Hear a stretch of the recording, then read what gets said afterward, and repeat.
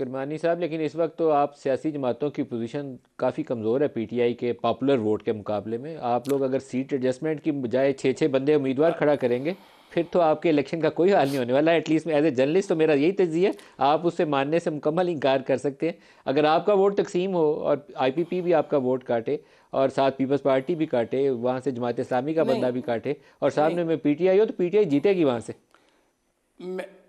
मैं मैं मलिक साहब बड़े अदब से आपसे इख्तलाफ करूंगा इस बात पर कि पीएमएलएन का वोट जौन सा है वो मुस्लिम लीग की वोट कहीं नहीं कटेगा।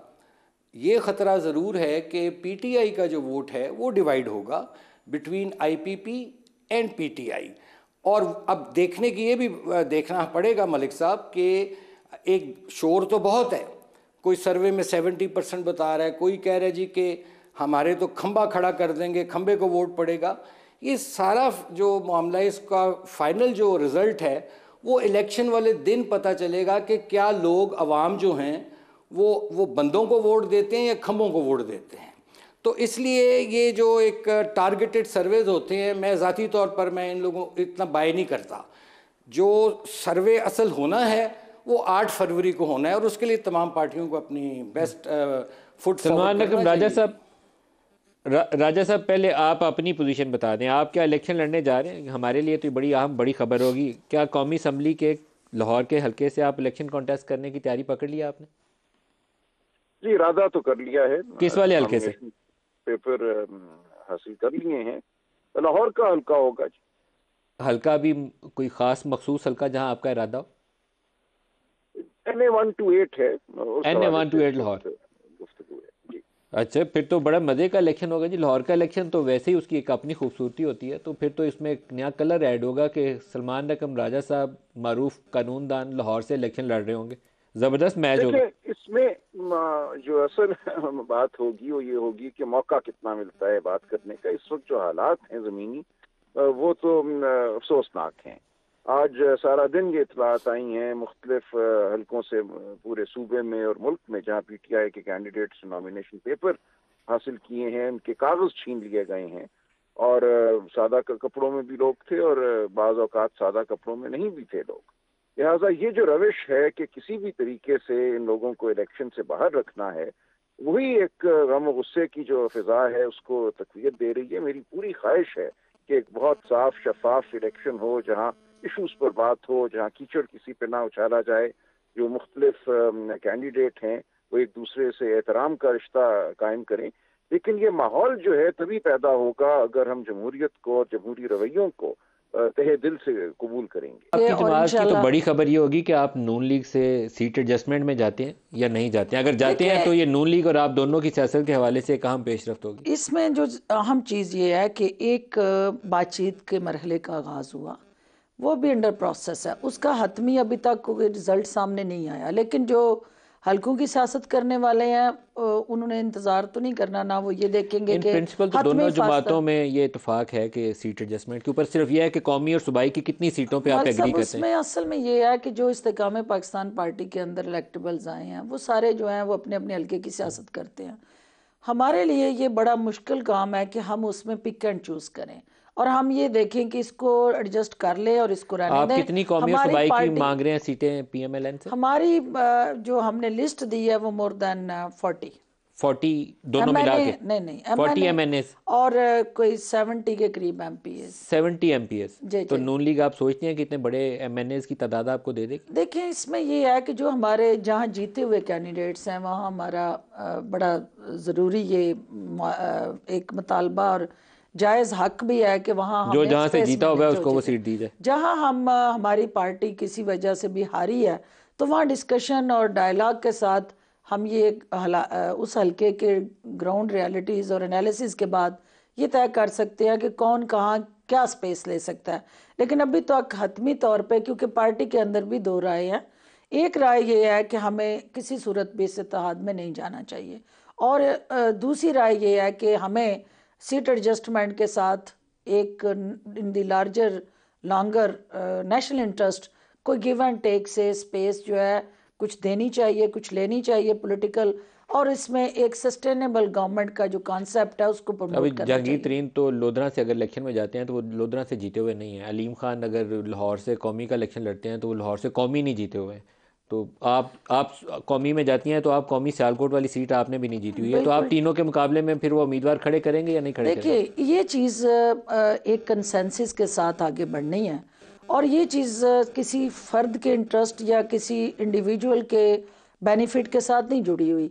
जब हम एक बड़े पॉलिटिकल लैंडस्केप पे बैठ के एक कंसल्टेशन सेशन में एंगेज होते हैं, तो इसी का नाम जो है वो सियासत है कि आपको कुछ देना पड़ता है, कुछ लेना पड़ता है, और आपको आगे बढ़ना पड़ता है। तो आगे बढ़ने के लिए हमारा जो नैरेटिव इसका इस्तेकाम पाकिस्तान का सबसे इम्पॉर्टेंट है कि एज ए जमात हमारी रिकग्निशन हो, एज ए जमात हमारे जो इलेक्टेबल हैं वो मैदान में उतरे, और हर हल्के में हमारा स्ट्रक्चर जो है वो एग्जिस्ट करे। सीटें जीतना, सीटें लेना वो हमारी पहली प्रायोरिटी है, लेकिन हम ये भी नहीं कर सकते कि हम भीख समझ के अगर कोई हमें तरस खा के या कोई ऐसी सोच के साथ हमारे साथ बैठे कि हम सियासत के अंदर हमारा वजूद कमज़ोर है, या इस सोच के साथ कि कोई बड़ी जमात जो है हमें डिक्टेट करे, तो ये एक अनरेस्ट और एक पार्टी के अंदर एक ऐसी फीलिंग है कि जिसको जब आप टेबल पे बैठते हैं तो बराबरी की सत्ता पे बैठते हैं। किरमानी साहब से बराबरी को इंश्योर करके आपको आगे बढ़ना है, और छोटी बड़ी जमातें नहीं होती। देखना ये होता है कि उस हल्के के अंदर उस जमात की सियासी पोजीशन और हैसियत क्या है, और वो किरमानी साहब आप कैंडिडेट बताइए। क्या जो है वो फिरदौस बीबी पब्लिक के कहती हैं अंदर 40 वर्थ कौमी रखता है। असम्बली की और 70 सूबाई की कमोबेश सीटें जो हैं वो नून लीग से चाहते हैं कि उनकी सीट एडजस्टमेंट हो। क्या नून लीग आमादा है इस नंबर के करीब करीब आने पे? बिस्मिल्लाहिर्रहमानिर्रहीम। शुक्रिया मलिक साहब। देखिए, इसमें दो चीज़ें हैं बुनियादी तौर पर।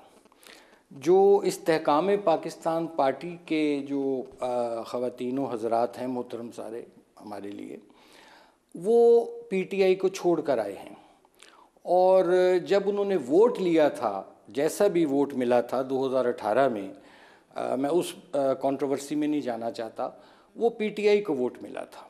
वो इन कैंडिडेट्स का वोट अपना नहीं था। हो सकता है कुछ इलेक्टेबल्स का हो, लेकिन जो मेरी मालूमात हैं उसमें ये है कि एक ज़ाहिर है इनकी पार्टी के माहिदीन के साथ हमारी पार्टी के माहिदीन की गुफ्तो शनीद हुई है और हो भी रही है। अब ये फ़ैसला तो ज़ाहिर है चूँकि हमारे भी हर हलके में कैंडिडेट्स मौजूद हैं और जो पोटेंशियल विनिंग कैंडिडेट्स हैं, तो इसलिए ये फ़ैसला तो पार्टी की जो पार्लिमानी बोर्ड है, वो सेंट्रल एग्जीक्यूटिव कमेटी और पार्टी की जो क़यादत है वो फ़ैसला करेगी कि आया हमने किस असूल के तहत चलना है, कितनी सीटें देनी हैं, कितनी सीटें नहीं देनी हैं, इसका अभी कोई हतमी फ़ैसला नहीं हुआ। नंबर 2, लेकिन मैं जहाँ तक समझता हूँ, जैसे डॉक्टर साहब ने फरमाया कि इनकी जमात में भी दो राय पाई जाती हैं, मैं ज़ाती तौर पर इन इत्तेहादों के इस वक्त जो जोड़ तोड़ है, मैं ज़ाती तौर पर बात कर रहा हूँ एज अ PMLN मेंबर, मैं इस चीज़ के हक़ में नहीं हूँ। क्यों नहीं हूँ? वो इसलिए कि ये फिर एक पावर पॉलिटिक्स, खुला पावर पॉलिटिक्स बन जाती है कि आप इलेक्शन अभी हुआ नहीं है और उससे पहले ही आप अपना वो हिसाब किताब शुरू कर दें। असूलन होना ये चाहिए, मैं समझता हूँ, जो कि एक जेन्युइन डेमोक्रेसी में होना चाहिए कि हर जमात जो है वो अपने ज़ोर बाजू पर इलेक्शन लड़े। उसके बाद फिर देखें अंदर असेंबली में कौन लोग पहुँचते हैं, कैसे पहुंचते हैं, और वहां फिर अगर कोई आपस में, जो मुझे नजर आ रहा है कि अल्टीमेटली कोalition गवर्नमेंट की तरफ ही मामला आप सीट एडजस्टमेंट की मुखालफत कर रहे हैं। मैं बिल्कुल, मैं उसके हक में नहीं हूं, ना मैं सीट एडजस्टमेंट के हक में हूं किसी भी जमात से। मेरे लिए बड़े काबिल एहतराम है सारे लोग, लेकिन मेरी ज़ाती राय है। ज़रूरी नहीं कि ये पार्टी मेरी राय को मेरी तवाना आवाज़ नहीं है इतनी, लेकिन ये मैं समझता हूँ कि तमाम जमातों को अपने ज़ोर बाजू पर इलेक्शन में आना चाहिए, और उससे उनको अंदाज़ा भी हो जाता है कि लोगों का ट्रेंड किधर है, लोगों का वोट किधर जा रहा है। उसके बाद जब फिर पार्लियामेंट वजूद में आती है, उसके बाद फिर देखा जाए कि जिसकी जितनी सीटें हों उस लिहाज से अगर वो इत्तेहाद करना चाहें या को आपस में कोलिशन बंद करना चाहें तो उसमें कोई हर्ज नहीं।